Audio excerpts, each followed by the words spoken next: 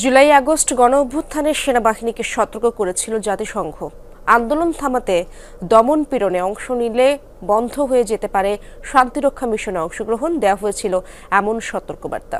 বিবিসির হার্ট টক অনুষ্ঠানে দেওয়া সাক্ষাৎকারে এমনটাই জানিয়েছেন জাতিসংঘের মানবাধিকার বিষয়ক হাই কমিশনার ভলকার তুর্ক।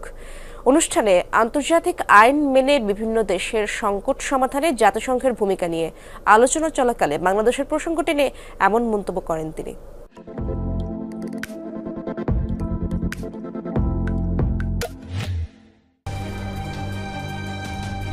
বুধবার ব্রিটিশ গণমাধ্যম বিবিসির ওয়েবসাইটে প্রকাশ করা হয় সাক্ষাৎকার ভিত্তিক অনুষ্ঠান বিবিসি হার্ট টকের নতুন পর্ব। পডকাস্টে অংশ নেন জাতিসংঘের মানবাধিকার বিষয়ক হাই কমিশনার ভলকার তুর্ক।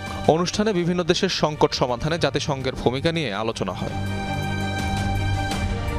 অনুষ্ঠানে গাজা, সুদান, ইউক্রেন সহ নানা দেশের পরিস্থিতির উদাহরণ তুলে ধরে জাতিসংঘের ক্ষমতা